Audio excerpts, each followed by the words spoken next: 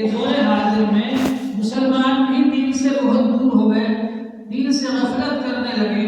اور بہت سارے لوگ تو دین کو جانتے ہی نہیں کہ دین کیا ہے، اور حتیٰ کہ کچھ لوگ تو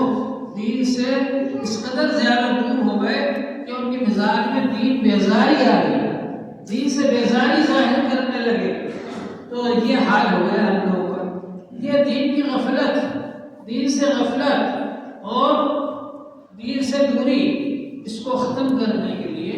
حضرت مولانا الیاس صاحب رحمۃ اللہ علیہ نے یہ کام شروع فرمایا، تاکہ جو لوگ دین سے بہت دور ہیں اور دین سے غفلت برت رہے ہیں، ان کے اندر دین کی طلب نہیں ہے، ان میں دین کی طلب پیدا کی جائے تاکہ وہ لوگ دین کے قریب آئیں۔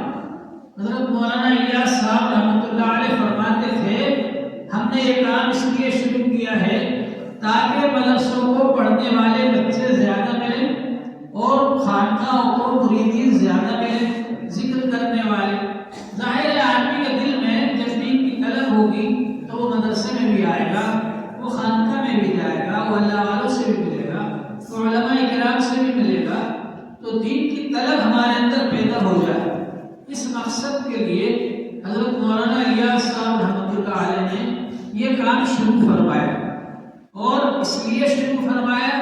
تاکہ لوگ دین کے قریب آئیں، جو دین سے دوری ہے، دین سے غفلت ہے، وہ ہماری ختم ہو جائے۔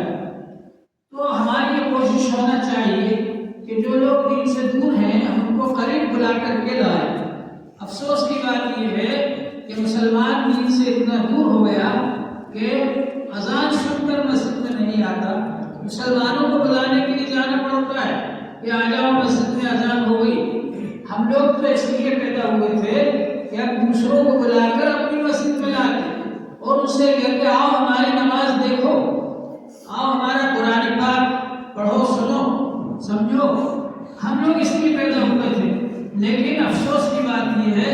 کہ مسلمان دین سے اتنا دور ہو گیا، غافل ہو گیا کہ ہم کو مسلمانوں کو بلانے کے لیے جانا پڑتا ہے اور مسلمانوں کو بلا کر مسجد میں لانا پڑتا ہے۔ مسلمانوں کو دعوت دینے کے لیے تو اذان ہے، بہت سارے مسلمان اذان سے پہلے مسجد میں آ جاتے ہیں۔ اچھا طریقہ، سب سے اچھا طریقہ یہ ہے کہ آدمی اذان سے پہلے مسجد میں آ جائے، اسی لیے جو آدمی مسجد میں پہلے سے موجود ہو اس پر اذان کا جواب دینا ضروری نہیں، اور جو آدمی مسجد کے باہر ہے وہ کم سے کم زبان سے اذان کا جواب دے دے، وہی الفاظ کہتے جو مؤذن صاحب نے کہیں، اور پھر اس کے بعد یہاں آ جائے وضو کر کے نماز کے اندر۔ تو ہماری یہ کوشش ہونا چاہیے کہ ہم لوگ ان لوگوں کو جو دین سے دور ہو گئے، دین سے غافل ہو گئے، ان کو قریب لائیں، دین کے قریب لائیں، مسجد میں لائیں، مدرسے میں لائیں، خانقاہوں میں لائیں۔ اس کام کے لیے، اس مقصد کے لیے یہ جماعت کا کام شروع کیا گیا ہے، اور حضور پاک صلی اللہ علیہ وآلہ وسلم نے ارشاد فرمایا تھا لِيُبَلِّغِ الشَّاهِدُ مِنكُمُ الْغَائِبَ، تم میں سے جو لوگ موجود ہیں وہ غائبوں کو پہنچا دیں۔ موجودہ زمانے کے اندر ہم لوگ 14ویں صدی میں ہیں، 15ویں صدی میں، اور حضور صلی اللہ علیہ وسلم جب تشریف لائے تھے اور جب حجۃ الوداع کے موقع پر یہ آیت پاک نازل ہوئی جو میں نے ابھی پڑھی تھی، اليوم اکملت لکم دینکم واتممت علیکم نعمتی ورضیت لکم الاسلام دینا۔ اللہ تعالی نے فرمایا آج ہم نے تمہارے اوپر دین کو مکمل کر دیا، اپنی نعمتوں کو پورا کر دیا، اور تمہارے لیے مذہب ہونے کی حیثیت سے اسلام کو پسند کر لیا۔ تو اس وقت حجۃ الوداع میں تمام صحابہ کرام موجود تھے، 1.25 لاکھ سے زائد۔ تو ان سب کے سامنے حضور صلی اللہ علیہ وسلم نے فرمایا جو تم میں سے یہاں موجود ہیں وہ غائبوں کو بھی یہ دین پہنچا دیں۔ تو اب ہم سب کی ذمہ داری ہو گئی، صحابہ کرام نے تابعین کو پہنچایا، تابعین نے تبع تابعین کو پہنچایا، اس طرح سے یہ سلسلہ چل رہا ہے۔ ہماری ذمہ داری ہے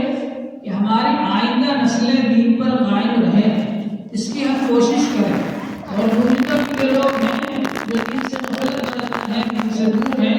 وہ لوگ بھی دین کے قریب آ جائیں، اس کی ہم کوشش کریں۔ تو ماشاءاللہ ہر سال اجتماع ہوتا ہے یہاں پر، ہماری کوشش ہونا چاہیے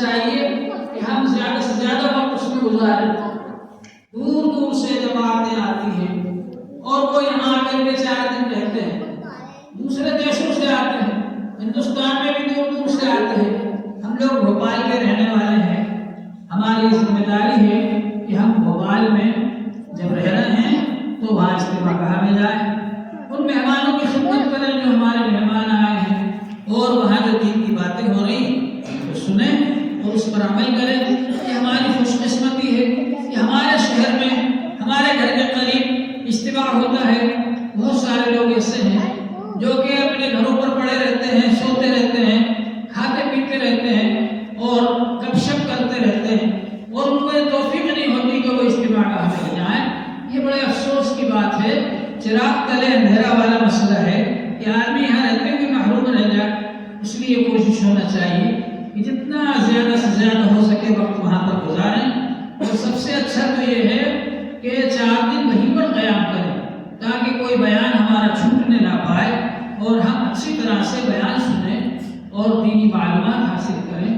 بڑے بڑے بزرگان دین اللہ والے اس میں آتے ہیں، ان کے ساتھ ہماری نماز ہو جائے۔ ہمارے والد صاحب رحمۃ اللہ علیہ